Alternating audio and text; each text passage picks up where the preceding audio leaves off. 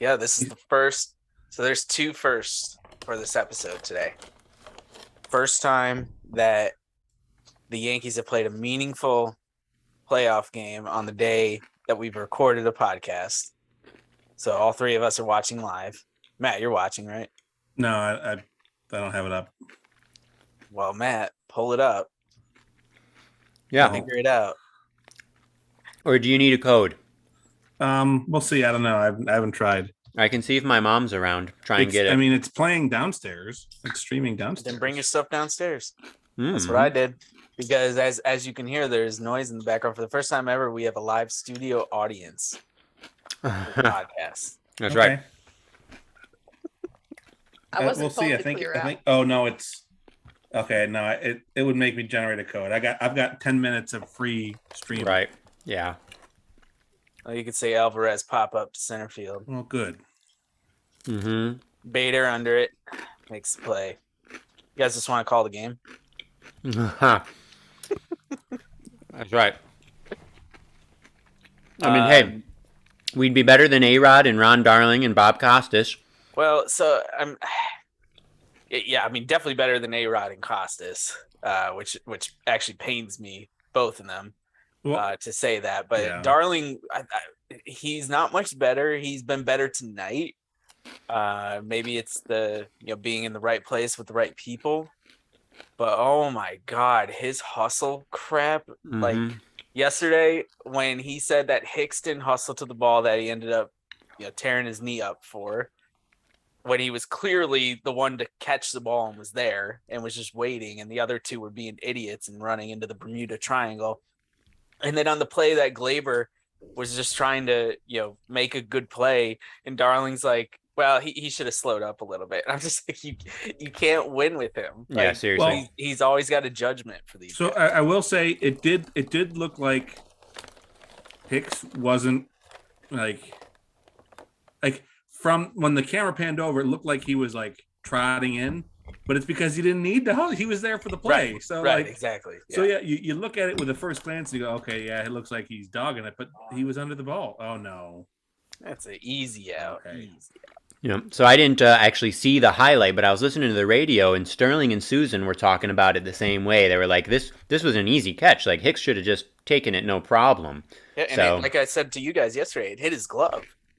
But Cabrera ran into him, knocked it out. It was a fair ball, and I think that was the only run they scored, right?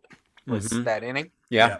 Mm-hmm. Yeah, I mean, luckily it didn't totally change the complexion of the game. But yeah, could have. It was a little bit of a jam after that, wasn't it? If I'm remembering correctly, there was a jam. Yeah. Yeah, I think it was that inning, and then Loaizaga got into a little bit of trouble. I guess Peralta put 2 on in the ninth, but I think they were pretty much toast by then. Yeah. But here we are, friend of the podcast Joe Poznansky and other friend of the podcast Michael Schur are thrilled that the Yankees have made it to the championship series. The Padres ended up taking care of business today. It's 1-1 now. Yeah, Phillies. I was really hoping Carpenter would hit a home run last inning, just so you guys could send along some Michael Schur freakouts. Well, no, it's Bader actually. I should check Twitter. Negative 800. Yeah, because Bader hit another homer. And hit another homer, exactly. I want Carp to hit one too, because Michael Schur will fucking explode. If Carpenter and Bader... I was surprised on that list that Carpenter was just a 0. Like, because he was so furious about Carpenter early in the year.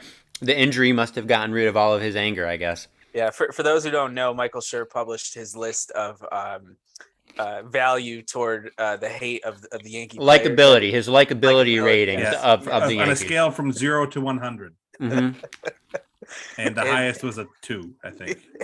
Who got the 2? I thought the highest was a 1. Was there a 2 on there? I thought Trevino was a 2. I thought he was a 1. I thought Trevino was a 1 and somebody else, but I might be wrong. Somebody got a half a point. Mm-hmm.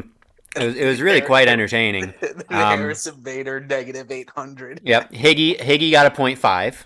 That's pretty good. Cortez got a 1. Yeah. Oh, yeah. Okay. They were the leaders, yeah. Cortez and Trevino had a 1.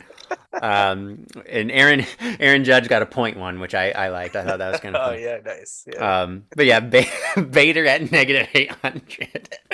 Oh, it's just the best how angry Schur gets about these things. And also, I want to talk about this because, I mean, we can go back and listen to to this episode, but I'm pretty sure when the Bader Monty trade happened, so many Yankee fans, me. How could we get rid of Monty? Blah blah blah blah blah. This guy's 100%. this guy's hurt. Blah blah blah blah blah. And I was like, okay, give it some time. Monty's fine, but he's not like the second coming. Like Bader is supposed to be an incredible fucking defender. Like, give it a minute. Yeah, he's hurt, but give it a minute. Let's see what happens. He's young, and my God, like he has been excellent. And so all these fucking Yankee fans, like, they drive me insane. They just don't think.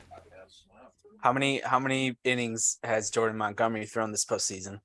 That's right. That's right. Exactly. 0. Uh-huh. That's the Yeah. answer. Bader has 4 more home runs in the postseason than Monty has innings in the postseason. So, how about that? Yeah. And also, like, I mean, hopefully Bader stays healthy, but like, how can you, I mean, having a brilliant defensive center fielder, even if it's a below average hitter, like, that's a really valuable thing. But we did have a brilliant defensive center fielder. His name was Aaron Judge. Judge made an incredible play in right today already. I didn't get a chance to watch the highlight. I gotta do that. Yeah. But that's like, I think Bader's 28, so maybe we'll get the 3 best seasons of his career. We've got him for another year, right? At least, I think. Yeah. So maybe we get him for his prime years, and he has a little bit of pop and continues to play great center field. Like that just continues to play dividends. Yep. Okay. Yeah. Speaking of like good contracts and prime years, I'm still marveled. Emmanuel Clase on the Guardians is 24, and he's got 4 years left at paying $5 million a year. Excuse me, $4 million a year with the Guardians, and then the team option for his year 29. Like, what a freaking miracle signing! Like, even where the fuck did he come from? The Dominican. They just signed him. They just signed him out of the Dominican. No, I think he actually came up through the Padres system. And now he's one of these guys that can throw like 102. Is that right? Yeah, and it's a 100-mile-an-hour cutter. Wow. And I think my Cleveland friends were they were posting tweets comparing him to Nick Chubb. That there's no flash, there's no posing, there's no stupid. I hate fucking Araldis' stare down. There's no. I can't remember his name. I'm gonna shoot a bow and arrow into the sky. Who? Wasn't it Rafael Soriano? Or no, he's like his belt or something he would play with. Who did do that? Man, I can't remember. He was the guy on the Yankees for 1 year. Yeah, man, I cannot remember at all. Yeah, I can't remember either. Does Tim remember? I feel like that's something Tim might remember. No. I don't know. Call the audience. Tim, who was the guy who shot the bow and arrow? Fernando something. Still not ringing a bell. He pitched with a ton of teams. He always had Did he pitch with the Tigers? Yeah, and the Rays, I think. Pitched with the Rays. He pitched with the Mariners. I can like totally see his face. Fernando Rodney. Yeah. Oh. Got it in right before you said it, Matt. Okay. Yeah, but Clase just goes out there and throws 100 miles an hour. But anyway, I'm still marveling at that. Let's see. Let's get his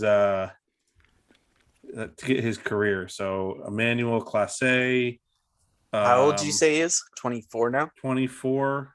So they got him for 4 more years, huh? They're gonna get like all of his 100-mile-an-hour fastballs. He played a year for the Rangers. Okay. And I mean, every year that I don't know how he ended up with the Guardians, but every year, like, I mean, his ERA plus, even in his first season in the majors, was a 2.26. Oh my God. He's been good forever. It's a really interesting point you bring up about so basically what they did was they gave him a big extension at an early age, right? Yes, they before he got through before he even got to the arbitration process, they gave him a big contract. Yeah. So we've talked about this on the podcast between Hicksy and Severino. They got, contracts, team friendly contracts, if you want to call them that, or whatever. What's really interesting, I'm sure you guys have seen it. Like, I think it's like 8 or 9 players on the Braves right now are I was going to Yeah, they're mention locking that up their team for a the long Braves time. locked up everybody, and they got Acuna for like an insanely cheap amount. I can't remember how much it is. Yeah, and Yeah, you could say Acuna's like got the highest ceiling and probably the safest bet, of all of them. But like, part of me wonders, like, even though you're making the bet that you're paying less than you would if you waited till they reach free agency, and then you would probably lose some of those people, obviously. But like, what if they end up like a Hicks? What if they end up even like a Sevy, who's missed, a lot of the past 3 to 4 seasons? What do you do? You only have so many people in the system. Like, you can only have so many people on the active roster. What do you do if you start to lose, like a tenth of your roster there, or whatever the number is? It just seems like a huge risk. I'm really curious to see how it works out, especially given the fact that they got bounced in the division series this year when they looked like they're a on their way. juggernaut. Yeah. Yeah. Yeah. So he's actually got 2 team options. He's age 29 and 30 seasons in 2027 and 2028, $10 million each year. But he was 10 million. 10 million each year. Yeah. Yeah, 10 million for his like biggest prime years. I mean, that's an unbelievable deal. Like, even if he gets hurt, that's no skin off the Braves' back. Fucking 10 No, million this for is, Ronald. this is with the Guardians. This Sorry, is this Guardians. is Oh, this is Guardians. Class I A. thought we were I'm still on talking- Acuna. You're talking Yeah. Class A. Okay. And so Yeah, he was Acuna's gotta the have player one. to be named later for a Brett Nichols trade from the Padres to the Rangers, and then It was Brett again, Nichols. I have no idea who Brett Nichols was.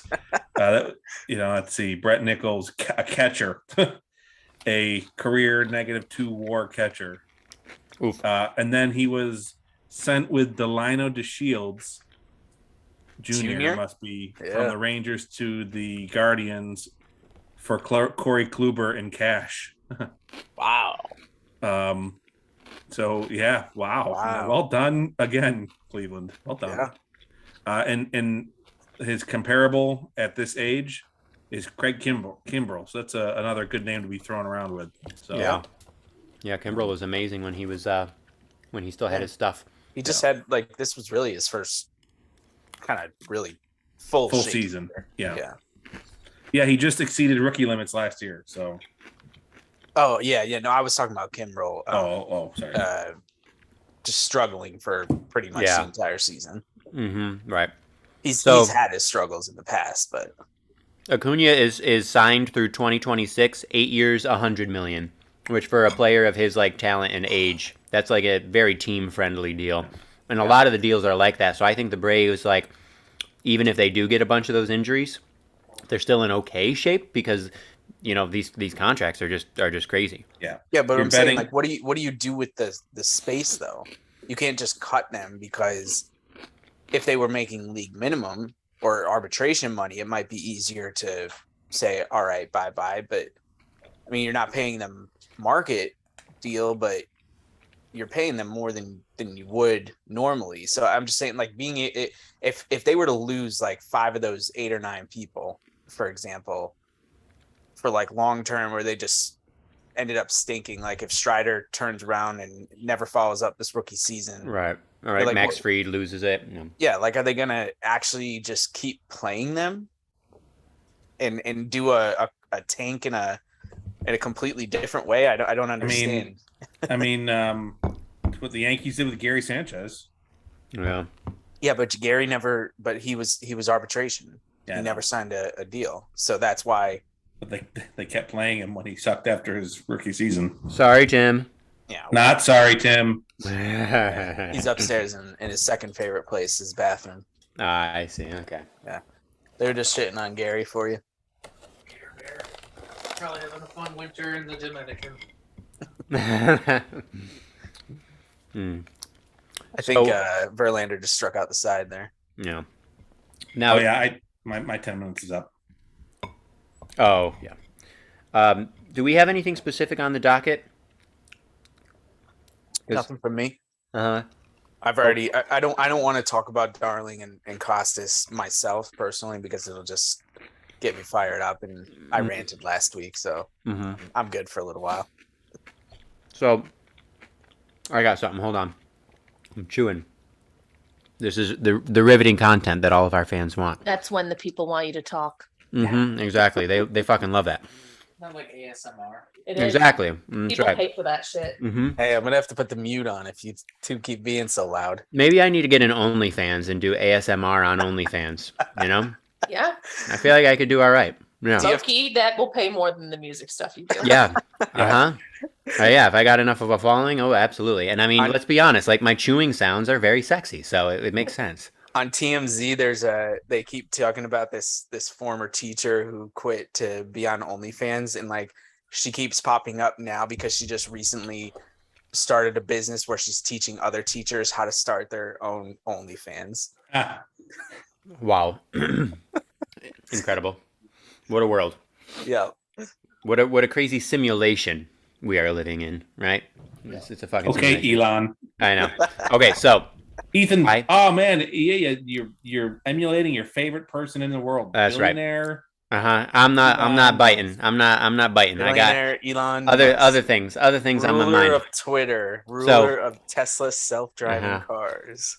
So I want to talk about the playoffs at large. But before we do that, let's talk beer, because what I'm having tonight is, no surprise, one that Matt sent me for my birthday box, from Root and Branch, and I love this title. The work of art in the age of mechanical reproduction. That's the name of the beer.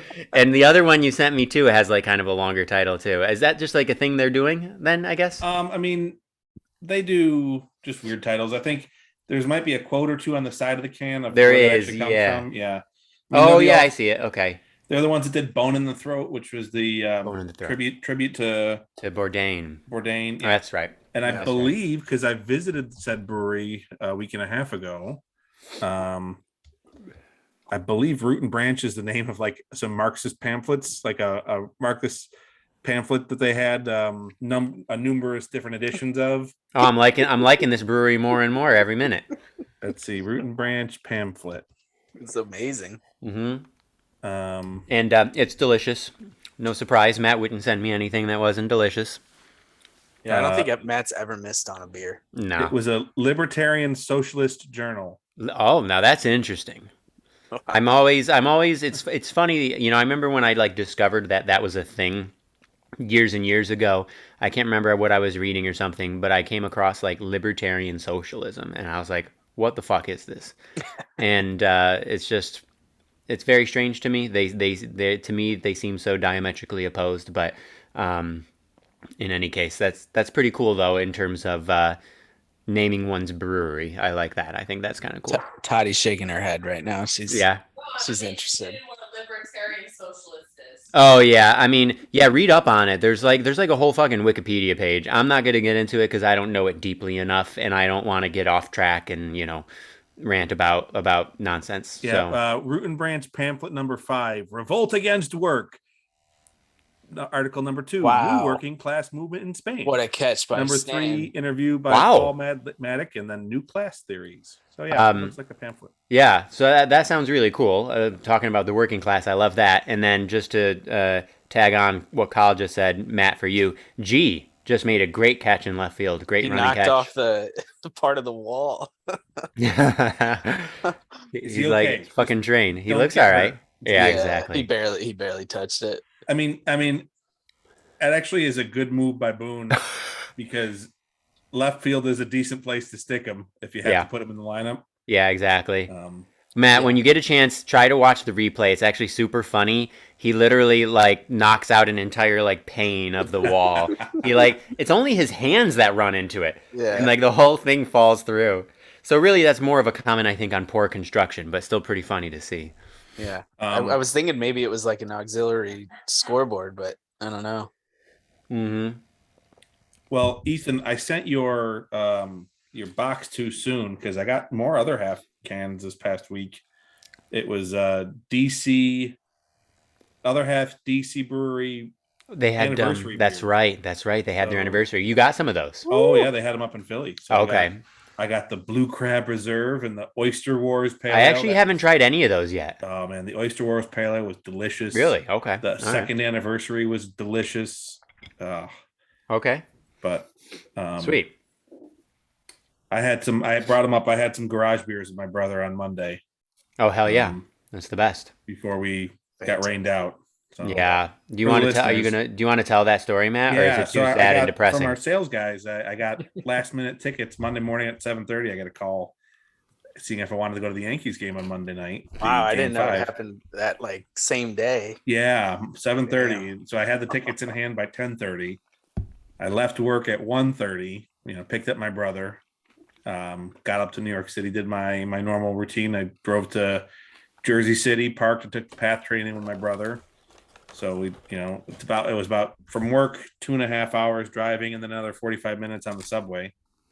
So we get all the way up there. We get to the stadium by 6:00, and as we're walking in, Colin, Texas, game's delayed. It's like, shit. I didn't even know I broke the news until you started asking me for updates. Yeah, they didn't say anything. Like at that point, they had not announced anything at the stadium. There wasn't anything on the board. Nothing yet at that Wow. point. Because So we they made definitely the Yankees tweeted it. Yeah, they hadn't announced it until about 3 or 4 minutes after you texted us. Wow.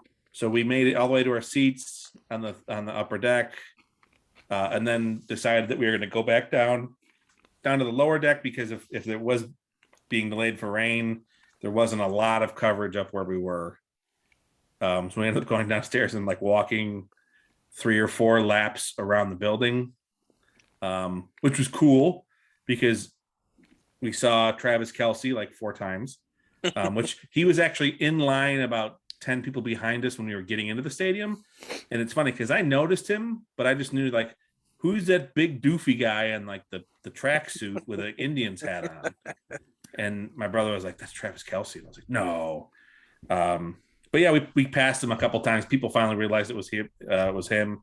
He's there because him and his brother Jason are from Cleveland Heights. So Cool. they were there supporting their team, or Travis was. But the other cool thing at the conclusion of the first lap around the stadium, I see this guy who looks super familiar. And by super familiar, he looks like someone who could just get lost in like he looks like your average dude.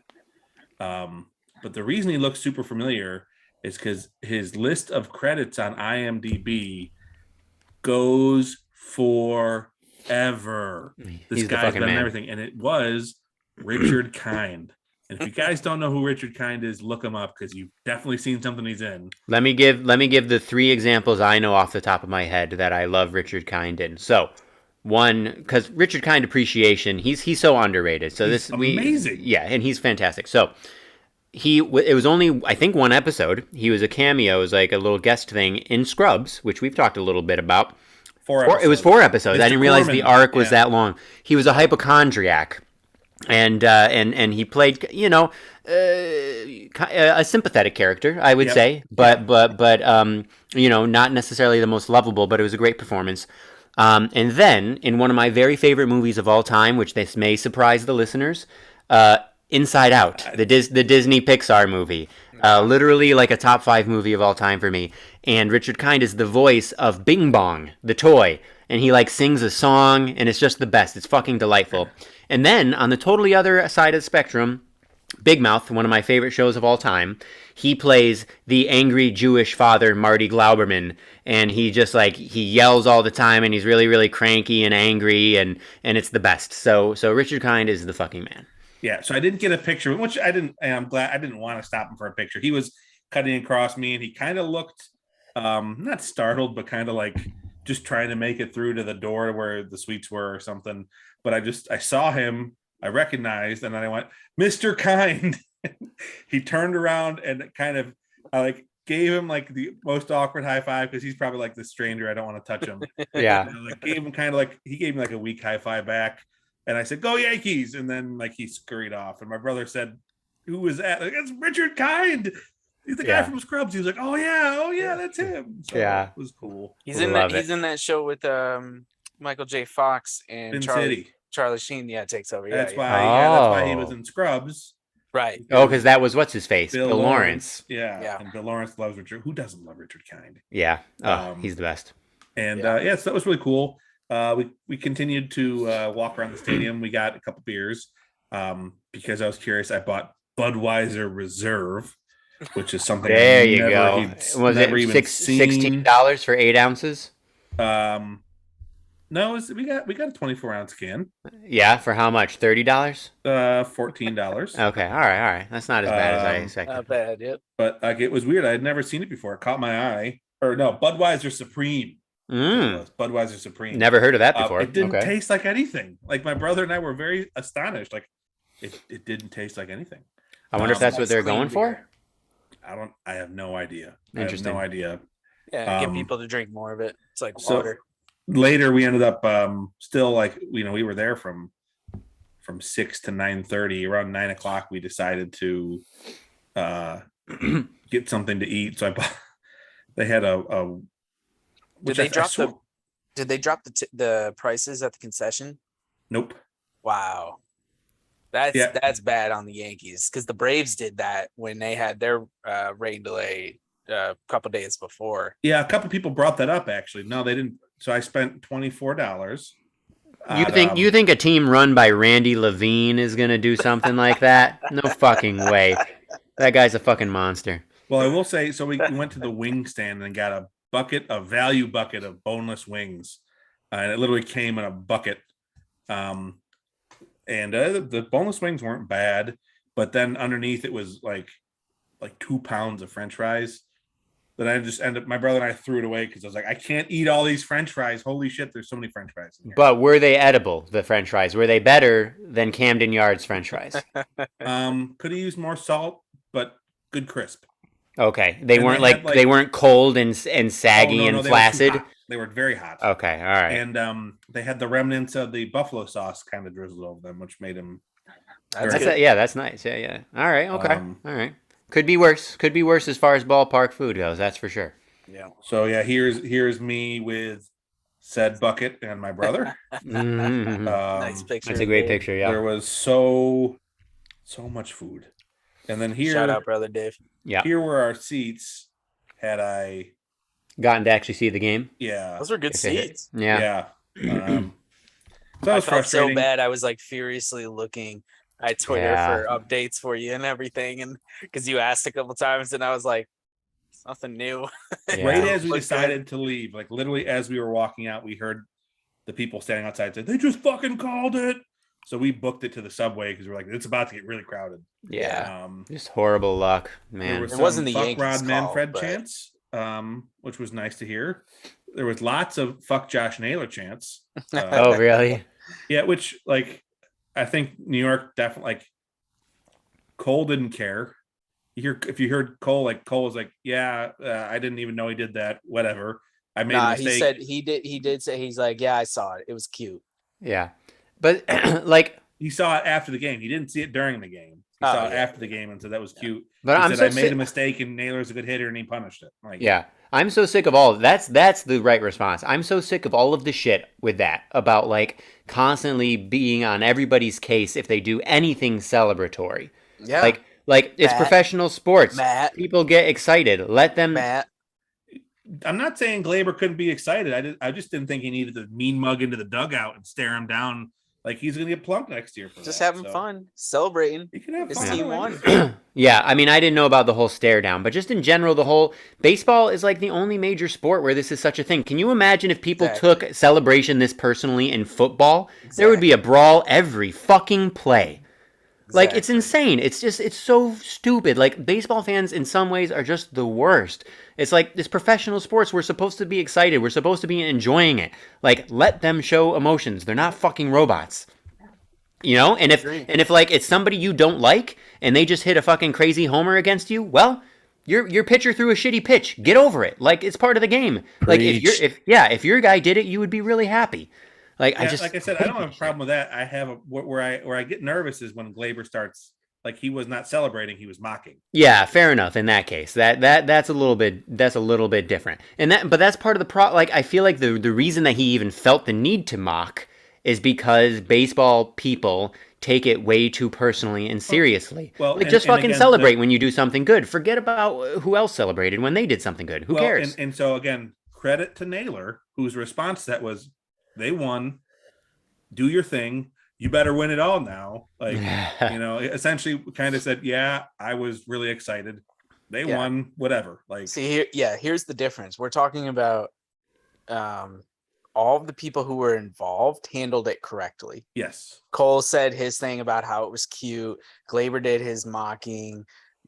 Naylor did his thing. correctly. I don't know on Glaber, but I'll give you a wiggle. They handled it. They handled it the way that you would want it to be handled in any other sport. If you take baseball out of the equation, they handled it correctly. But it's the fans and the media who are like making a big deal about it. Yeah, I just don't understand. It's 2022. The same fans who were in the stands doing the cradle every single time that Naylor came up to the plate. And like the whole thumbs down thing from a few years ago. Oh, that was great. That was great. Yeah, like exactly. Like that shit is fun. Embrace it. And if the other team gets it, oh well. Well, I like the thumbs down came from the Grumpy Rays fan. Oh well, it's the best. I mean, if you can find the picture of that guy, it's like the best picture ever. Yeah. Yeah. And that was Todd Frazier, right? That was Todd Frazier who started that. Yeah. That's right. Todd Frazier. Oh my God. But I will say, I think Naylor handled it perfectly because he's Canadian and they are so polite. That was good. Yeah, him and his brother Bo. They put Bo on the roster for the the Guardians. The emergency catcher, right? Yeah, and he had 8 plate appearances. Yeah, something like that. Wow. But I mean, kudos to Tito Francona.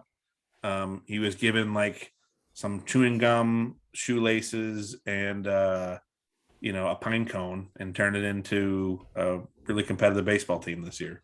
Yep. Yeah, I mean, it's funny, because Matt lived in Cleveland for so long and has such a strong love for Cleveland, I have also kind of started to root for Cleveland and appreciate for Cleveland, especially because, long-suffering franchises and stuff like that. And so, obviously I wanted to beat the Guardians, but I'm also happy for them. And I kind of hope that this is the start of something where they're consistently winning the division or close to it, that. I think that would be really exciting. And also they're kind of a throwback team, right? They, Joe Paz and Mike Schur talked about this a bunch. They don't strike out much. They don't homer much, but they put the bat on the ball a lot. And they have good pitching, and that's pretty cool. Those dinkers that fell in early in the series were killing me. Yeah. But so if you look at it, their infield of Rosario, Jimenez, Ramirez, and Naylor was worth a combined 10 more WAR or 13 more WAR than Donaldson, IKF, Glaber, and Rizzo. Or maybe it was 13 more WAR with those 4. And then if you added DJ as a 5th into that, they were still worth 9 or 10 more WAR. Yeah. So again, very good defense defensively. And Matt, do you know if those guys are locked up at all? I know Ramirez signed a longer term deal. Did anybody else? Rosario and Jimenez, I think, came up because they were just both promoted this year. So Jimenez is only 24. I want to talk about this for a second. Jimenez is only 24. And one of the most underrated players in baseball. He was worth 7 WAR this year. His baseball reference WAR, 7.2. Yeah. Top 10. Top 10 in Major League Baseball. More than Jose Ramirez, by the way. 1.2 more. Ramirez was 6. They were talking about that today, actually, with Ramirez is going to have surgery on his hand. Apparently, it happened right after Father's Day, I think. Wow. And he took a little bit of time off, but they recommended surgery then, but he knew he would have missed significant time and he wanted to play through it. But if you look at his splits, he was having an MVP type season, what everybody was talking about those first 3 months, and his slash line, the last 3 months is really bad. Oh man, that sucks. Yeah. But they should lock up Jimenez. Only 24. He had the year. Now, granted, on Baseball Reference, his WAR is that high because they rated his defense that high, and defense is still finicky, right? It depends on where you look to see, how somebody's defense is rated. But still, like 24 years old, having the year he had, I don't know. I mean, imagine having an infield with him and Ramirez for the next 5, 6 years Yeah. guaranteed. Like that would be pretty fucking. That'd be pretty fucking great for them. Yeah, it's a good core. Yeah. Yeah, for sure. Yeah. And like I'm Um, pretty sure, like I think Naylor came. Like Naylor, he's replaceable. Like if he develops, great. If not, but I think he was part of the Clevenger trade. And again, I mean, it just they keep Oh, wow. doing these things. They keep pulling these people out of nowhere.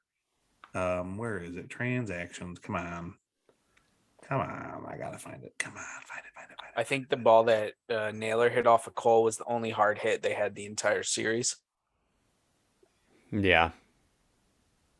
Well, before I forget, speaking of hard hit balls, did anyone see Schwarber's home run last night? I saw the highlight. It was pretty insane. Goodness gracious. Yeah, listeners, if you haven't gone and watched it, go and watch Kyle Schwarber's home run from last night. So this is we're recording on Wednesday, so this is from Tuesday night's game 1 of the NLCS, and it was 119.7 miles per hour and estimated to be 488 feet. How hard was the ball that Cruz hit? Was it like 121 or 122 or something? 121.7 is the number that's sticking out in my mind. Yeah. But that was I knew during it the was regular close. season. Yeah, I mean, this We is were- the hardest hit in the postseason, right, Yeah. Matt? Does that sound right? Yeah. Yeah. And so I was making applesauce in the kitchen and did not see the actual hit. I heard it, and then when I looked up, eventually I saw Bryce Harper's reaction. And Yeah. that was what you needed to see. That's going to That was become the a classic GIF. Yeah. highlight. Yeah. So yeah, one Mhm. even at one now. Go Phillies, I guess. Okay, so it's interesting. I'm trying to decide how I feel about this because on the one hand, I kind of want to root for the Phillies on behalf of cousin Greg.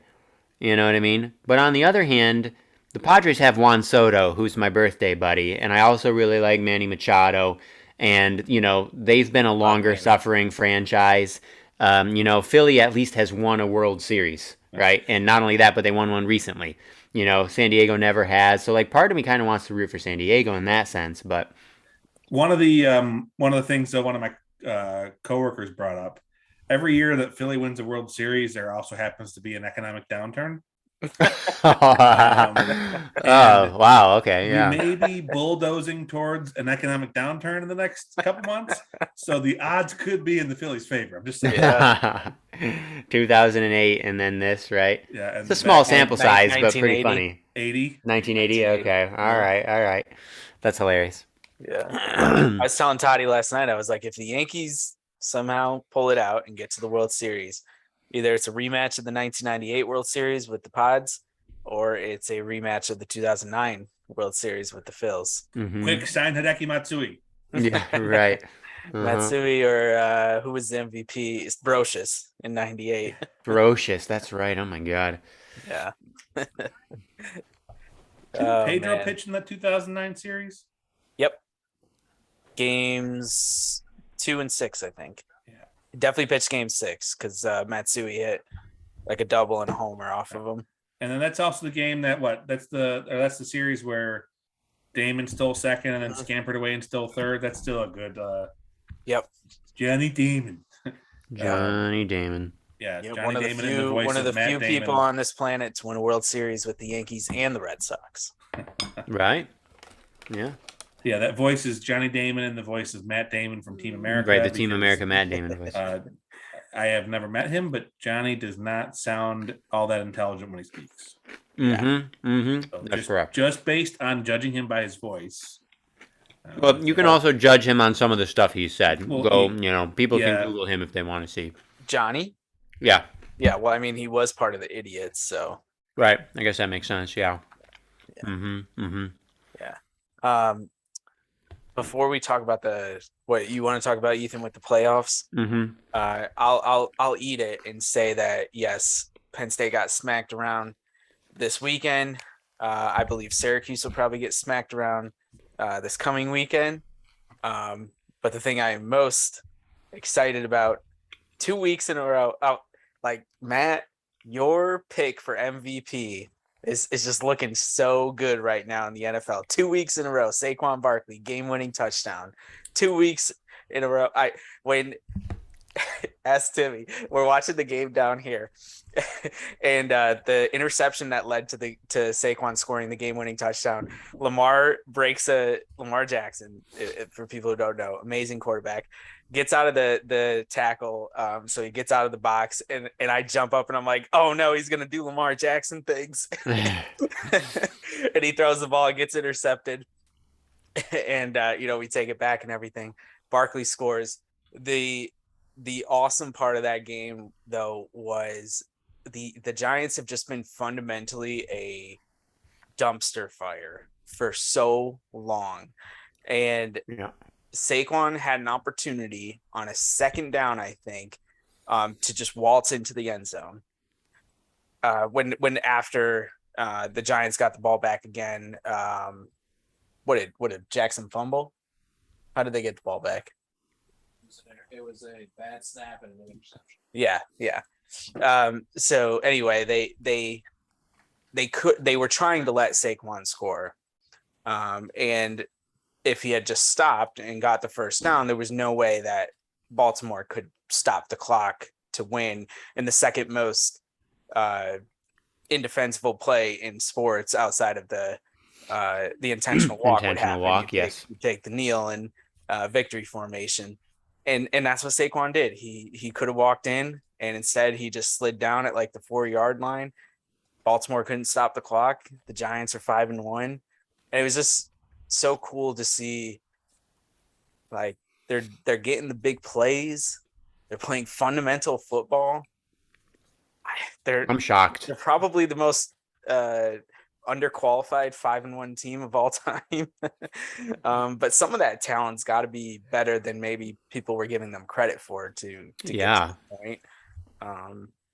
And I'm just gonna try and ride it out. They're still an underdog going to Jacksonville, which is a little crazy, but hopefully that just keeps them motivated and hungry for this coming weekend, because then I think they have a pretty good crop of games in terms of like competition and whatnot. But I mean, they don't play the Eagles until mid-December, I think, for the first time. I mean, I don't know how it's going to turn out, but it's fun. You know so what? far. I hope he wins MVP, because you know what's going to happen then. I'm going to take credit for it forever. And I will let you. And I will let you. Yeah. Talk to me when he wins 2 in a row. 2 MVPs in a row? When he's 36 and 37. Oh, my God. Yeah, 2 things about Lamar Jackson really quick. Number one, I still remember like a couple years ago, I guess 5 or 6 years ago now, tuning into like an early season SU football game. Like, oh, man, maybe they'll be good this year. And like watching Lamar leap over a Syracuse defender for like their second score in like the first 5 minutes of the game, and just being like, click, giving up on the season right now. Done. Like, but that leap was cool in the dome. Number 2, he's his own agent. Wow. Yeah. Hopefully that's a wise choice. Essentially he said, like, I don't want to give anyone 15% of the money I earn. So he's representing himself. So I hope this is his free agent year, right? Yeah. Yeah. No, I mean, he could still get screwed and get franchise tagged, but at least he'll make some money. But right. I hope that works for him. He's definitely different and definitely unique in terms of his abilities. He just happens to be on a Ravens team that never could quite put everything together. Yeah. Just a quick update. Clark Schmidt is in to face Yordan Alvarez. It is the bottom of the 5th, Kyle, is that right? Yep. 1 out. Yep, 1 out. Guy on second. Just had a double, whoever that was. First and second. Who was that? Oh, first and second? They just walked Alvarez. Oh, I see. Yep, it just happened on my side. Ugh. I just talked about the intentional walk. Gross. Fucking gross. Ugh, I hate it. Just hate it. Yep. Anyways, all right. So, do you guys want to talk? Are you guys having beers tonight, or is it just me? I'm having the same beer I've had on a podcast, the Big Slurp from Noda. Big Slurp, okay. Yeah. I forewent past tonight. Okay. For went? I had For a, I went? had a Is that the headache word? coming home from today. I don't know, So shitty day at work. you need some So water. Okay. yeah, so Yeah, I yeah. just I'm taking it easy right now. Smart, Just smart. relaxing, Okay. Mm. So Okay. tell us Yeah. your baseball hot takes. So playoffs. So well, it's not hot takes. I want to get your guys. I want to get your opinions. And Kyle, if you have read any of Joe Paz's recent pieces, or if you listen to the most recent podcast, then you'll know Listen to where most I'm. of it. Haven't Okay, gotten then through it then all yet. you'll know where I'm going with this. So we're in the midst of a very interesting playoffs, right? It's the first time in baseball history that there's 12 teams in the playoffs, right? 6 teams from each league made the playoffs. Is it the first time? Pretty sure. Did it happen in 2020? That was 5, right? I don't know. Could have sworn it was How 5. could it have been 5? Wasn't that what they were doing? They had like the wild card thing where there was just like the one play-in game with like the 4 and 5 seeds or something. Pretty sure Oh, that's what it maybe. was. Thought that's I'll what look it it was. up. I'll look it Matt? up. Go All ahead. right. So this year we had 6 teams from each league, and what's really interesting is in the National League we have the 5 and 6 seeds. Right? We have the 87 win Phillies and I think the 89 win Padres. What And was that pitch? what Robo happened? umps. Come on. Oh, mine's way behind yours. Yeah, that should have been a strike. So we have a 5 and a 6 seed. We have the Phillies for sure would not have made the playoffs in any other season in baseball history, right? As like a 6 seed because it just wasn't a possibility, and they are in because there just weren't 6 teams, and they are in the NLCS. Now, it's interesting. So the 101 win Mets lost in the wild card round. The 101 win Braves lost in the division series round. And in the biggest shocker, the 111 win Dodgers lost in the division series round. Now, in some senses, this is all like really cool. It's really exciting to see these big upsets. It kind of reminds me of March Madness in a way, but it also kind of like devalues regular season greatness. And I don't know if I love that. I kind of like regular season greatness, and I kind of want that to be rewarded a little bit more somehow. But what I'm curious is what you guys think. Like, do you like this new format with 6 teams? Do you think it's cool that we ended up with a 5 seed and a 6 seed in the NLCS? Like, what are you thinking about all this? And Clark Schmidt just walked Bregman, and now the bases are loaded. Is that right, Kyle? Yes. Yeah. All right. And just to update you, there were actually 16 teams that made the playoffs in 2020. Wait, what the fuck did they do then? They just did. Everybody made the AL wild card or NL wild card. There was no buys or anything. So This was just because of COVID year? I Did guess they just do yeah. something really weird because of COVID? Yeah, there were 1, 2, 3, 4 series on each side for the first round, and then the traditional DS/CS World Series. Wow. Okay, I don't remember that at all, but I also didn't really pay attention that year. Yeah, it was tough. Okay. So Matt, you were about to say something, weren't you? I don't know. I viewed from the angle of the MLB is just trying, like the owners just want more money. I don't like it this year. Mm-hmm. I'm not quite sure how I feel that. I mean, so the Phillies have 2 aces. They've got Zach Wheeler. They've got Aaron Nola. And a small sample size that can be all you need. Right. Especially this year is going to be a little different because there aren't as many rest days built in. So there's more games that started later. There's not as many rest days, so they've got it kind of crammed in there. But I don't know. I don't know how I feel. I don't think I like it. Okay. What would you prefer? What do you think would be like a good setup for the playoffs? I liked having the division series guys make it all through, and then the 2 wild card teams play to.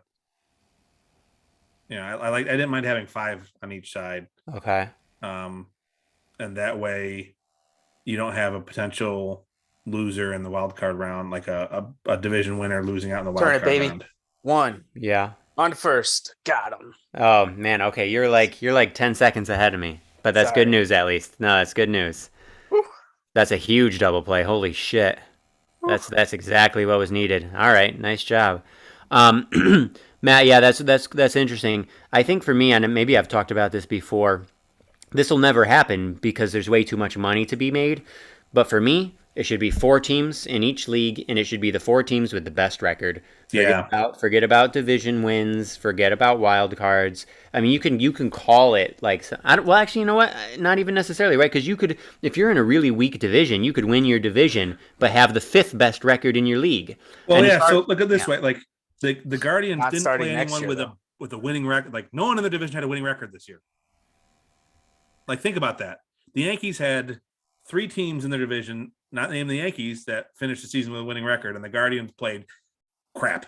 yeah, So yeah, like right, I'm right, not surprised that yeah, that they didn't make it that far. You know. right, right. Sorry, Yeah. I interrupted you. No, that's fine. Yeah, I just think like in terms of like pure competition level and seeing the best teams, get to truly face off. Like for me, it would be the 4 best teams in each league. Forget about everything else. Yeah. Obviously that'll never happen, and that's just me. But Yeah. that's kind of where I'm at. This playoff system that we have this year, I can't decide. I'm going back and forth on it still. Like there are certain things that are like super exciting. And these upsets are kind of fun. But like I said, it kind of also bums me out that like, the Dodgers like 111 like amazing 111 win amazing season is for naught. And granted, like they got beat and that's that. But there's still something about it that's a little strange. But Kyle, you got any thoughts on it? Well, I mean, there's a couple things. I texted this to you guys the other day. Part of the reason I think we've had so many historical seasons when it comes to win totals in this past several years, like going back to the True. Red Sox in Right. 2018, it's because there's this huge discrepancy between the tanking teams Yeah, good and the point. teams that spend money. Right. And There's so also teams with a just- ton of losses too. Yeah. Right. And just like what Matt said, I mean, you get put into a division, the NL West, not that good. So think about the amount of games that they're playing against those NL West teams, racking up the wins, Right. making it look easy and everything. So I think there's that part to take into account when we're talking about the Dodgers and they're Yeah. especially I think the team that was more surprising in the recent history was the Giants last year. Like they were 107 wins. healthy. Yeah, they were healthy. Like they were deep as far as everyone was concerned, and they got bounced by the Dodgers. Yep. 106 Ironically. win Dodgers. Yeah. Yeah. In the first round, in the first round of last year. The Dodgers had a lot of injuries this year. Definitely were thin on pitching. Yep. And nobody hit. And it's like the same thing. People want to kill Dave Roberts, and people were all over Torrey at the end of his tenure. But like, So look dumb. at those Yankee teams in the playoffs; they barely hit. Yeah, exactly. I hate It's that like, shit. Yeah. You can't. I mean, I know the Yankees hit like 183 in the division series against Cleveland and got by, but I mean, we're talking a slightly different game. But those are some things to keep in mind.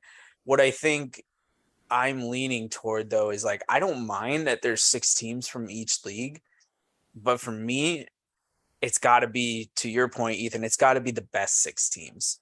Like if you're gonna have 6 teams, it needs to be the best 6, because it can't be the Phillies taking down the Dodgers and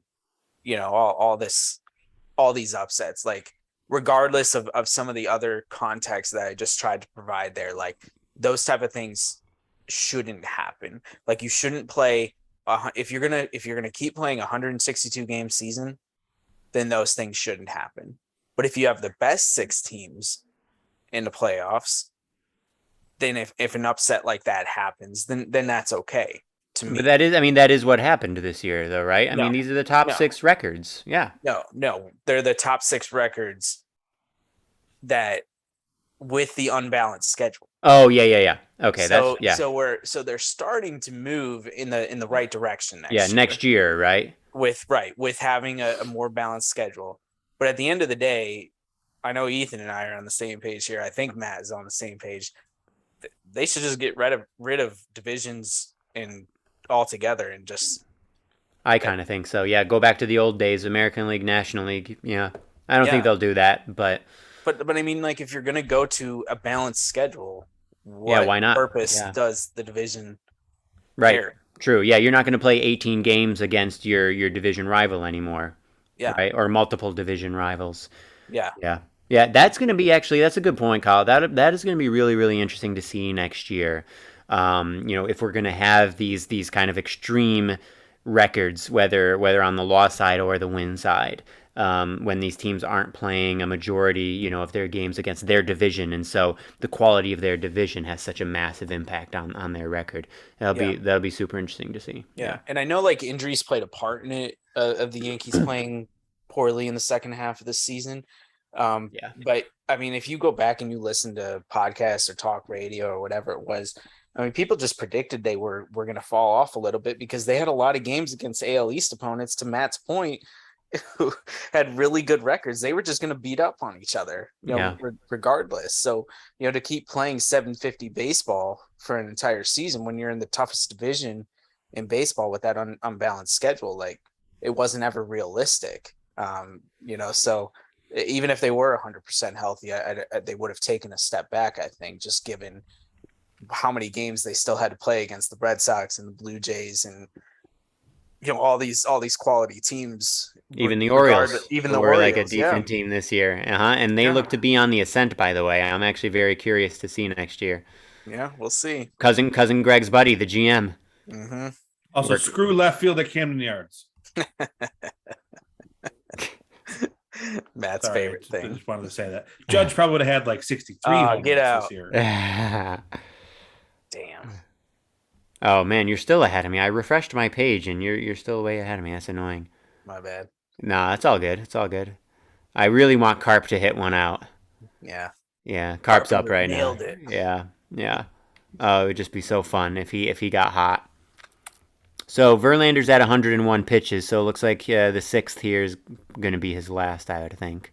Yeah. I got to say I'm surprised for Game 1, Tyone versus Verlander. I did not think it was going to be an even battle, but it's 1-1 in the top of the sixth. So thank you, good job Tyone for Jameson, you did. Well, he's pitching for his contract next year. Yeah, well, because he pitched horribly his last start. Yeah. And now against Verlander in Game 1 of the fucking ALCS, that's huge. I don't think he's ever pitched any game that's that big before, has he?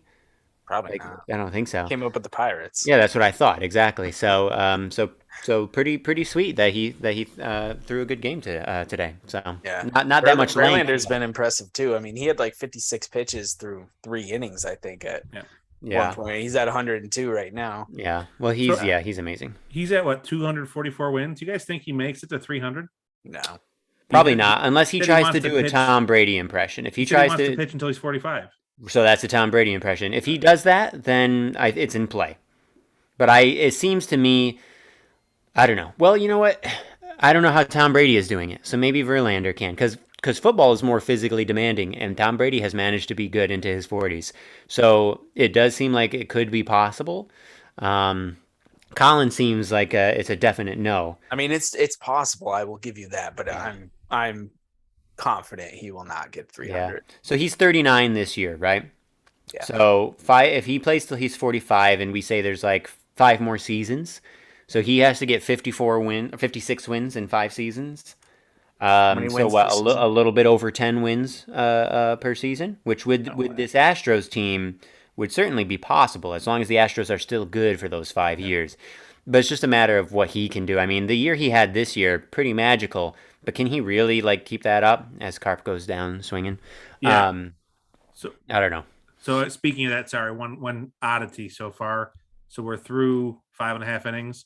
Verlander struck out 11 Yankees. Wow. Not a single Astro has struck out yet tonight. Wow. That's super weird, especially because strikeouts in general have been way up in the postseason. And Verlander actually is not like the power strikeout guy he used to be, but he struck out 11 in 6 innings today. Yep. Jesus Christ.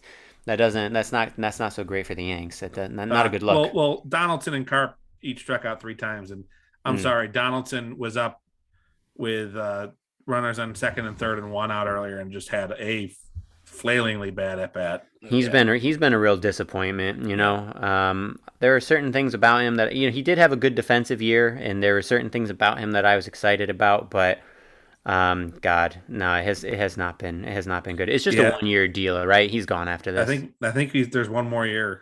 Wait, really? It was a 2-year deal? Yeah. Well, we inherited his contract. Yeah. He had 2 signed. years. Oh yeah, signed through 2023. Yeah. Oy. Well, can he have a bounce back year? He's 36. Can he have a bounce back year in his age 37 season? I mean, he's probably played more games than anybody imagined he would have. Yeah. I don't know. We'll see. I'm skeptical, but fuck, a 682 OPS this year. Yeah, I don't think he warrants batting 5th in the lineup right now. By far his worst OPS of his career, and by far his worst OPS plus of his career. We haven't talked about this very much because he did play good defense this year. Yeah. But maybe he's another one of these guys that can't handle New York, because I'm looking at his numbers right now, and it's a huge difference. His OPS and OPS plus the rest of his career versus this year. I just think he's worn down. Yeah, maybe it is that. Maybe it's just the natural course of things. If he wasn't playing defense, then I would say you can't handle it. But right, but he's playing good. I just think his bat slowed up. Yeah, that could be it. Yeah, and I mean he wasn't the worst, right? He was still on Baseball Reference worth 2.4 WAR, which is decent. It's okay, but still a little bit of a disappointment overall. Yeah, I think. Yeah. So, what else? Anything? I don't know, boys. Do we think the Yankees are going to win? The series or tonight? Both. I think they're not going to win the series. Tonight is possible. Not trying to be, a pessimist or anything. With all the injuries, I don't know. I would be surprised. The Astros are really good. I would just be surprised if we beat them with all of our injuries. But as we've talked about, the Astros also played in a terrible division. Yeah. I mean, the Mariners were okay. But when you play in a division with the Angels and the Rangers every single year, yeah, that's true. That's 30 wins right there. Right. Good point. Yeah. Matt? Oh, boy. Oh, boy. What's that? What are you oh-boying? Gurriel. You just hit one out? Yep. Okay. God, why is my fucking broadcast so behind? Ooh. Yeah, all right. Well, it's only a solo shot. It's only 2-1. It's still the 6th inning. Yeah, but Gurriel's got a stupid haircut. Yeah, you're right, Kyle. The AL West is pretty rough. I mean, Angels lost 89, Rangers lost 94, Oakland lost 102. Oh, I forgot about Oakland. Yeah, so that's a lot of wins for the Astros right there. That's a good point. Yeah. Oakland, they're a good team. Brokeland. I know, it's really sad because I fucking love Billy Beane, and he's been there for so long at this point. I can't believe he hasn't left. He must enjoy suffering, I guess. I don't know. Masochist. Well, so where the Indians had a chewing gum and a shoelace and the pine cone, he's got some grass clippings. That's all he's got. Yeah. And some stray cats and some dugouts that overflow with poop. Yep. Seriously, there's a stray cat colony living in Oakland Coliseum. Oh, I didn't know that. That's funny. The locker rooms, poop overflows in the locker rooms. Jeez. Amazing. Wow. Good stuff. Only find this out on Two Jacks and a Schlub. That's right. And Kyle, what are you thinking? I mean, you're the perennial optimist. Do you think the Yanks are winning? I mean, part of me just feels like they're due. Yeah. So actually, I got who's going to win it all this year? It's the Blue Jays. They're going to win it. They're going to come from nowhere. The Blue Jays got them, right? They come out of nowhere. They got a stacked lineup, guys. It's gonna be that movie's going to take a crazy spin. That's right. Yeah. White Sox in the World Series. You guys. God damn. Yeah. Funny. Yeah, I don't know. Who goes for the Yanks tomorrow? Do we know? Garrett. Who does go? Is it Garrett tomorrow? Or Sevy, maybe. Sevy. Yeah, I feel good about Sevy and Cole. Garrett game 3 and then Nestor game 4. So October 20th. That's not bad. Yeah. Yeah, Gamecast. Yeah, Sevy tomorrow. Ooh, but they're It's but we're facing Framber Valdez, and that guy just Yeah, like his. he was nasty too. They have like maybe a gravity gun on his ball. Like he just, I don't Was know. he the one that started the game that the Astros no hit us? I can't remember. I just know that the Yankees looked very bad against him. Yeah. Hmm. Yeah, I don't know. I mean, I obviously want them to win badly, and yeah, it would be really nice to beat the Astros in a playoff series. yeah. I mean, I really don't think they're as overmatched as people are making it out to be, but I don't Yeah. know. The Astros do always just find a way. So by the time we record next week, It'll be at Game 7. if it'll it be goes Game to 7 if it goes to that. Exactly right. So there's a decent chance we'll know one way or the other next time, or it'll be really Yeah, be exciting, kidding and me. there'll be a Game 7. Schmidt sucks. Sorry, Did he just walk? What's his face? Another home run. another Ethan. homer. Oh, I don't know why he's still pitching. it wasn't even that bad of a pitch. I mean, it was in the zone, but it was low. Damn. Schmidt's not that bad. Like, you look at his numbers, he was pretty good. Dude can't throw a fastball. He just threw a Which is fastball weird. and it got hit out. Yeah. Wasn't that a breaking ball what he just threw? Or was the Gurriel one a fastball? Gurriel one was a breaking ball. Oh, because this one looked like a breaking ball. It was a sinker. Okay. More like a stinker. Matt is full of the puns tonight. He's a naughty little pun boy like Nick Kroll. Did you watch that stand-up special, Matt? He's got a new stand-up special on Netflix. I don't know how I feel about Nick Kroll. I fucking love Nick Kroll. What do you mean? Just Love Because of his family? You can't blame him for his family. his family, because of K2 Industries. Yeah. Yes, that wasn't a bad pitch. I just saw the replay. It wasn't, Well, let's. And let's the one just- against Oscar Gonzalez, that was a good pitch too. I will state on the podcast. I hope I never see Clark Schmidt pitch again this series. This series. Oh, prepare to be disappointed. Yeah, exactly. I mean, fucking dude, I don't think we talked about this, but I saw the other day like the list of the bullpen people who are injured. Michael King, Chad Green, like two of the top guys. There were like two or three other guys who were at least solid at one point or another. I mean, the bullpen has been decimated, but like Green and King especially. I mean, that's a huge hit. Britton too, right? Didn't he? Yeah. He came back and then immediately got hurt again. Yeah. Yeah, nuts. Yeah. I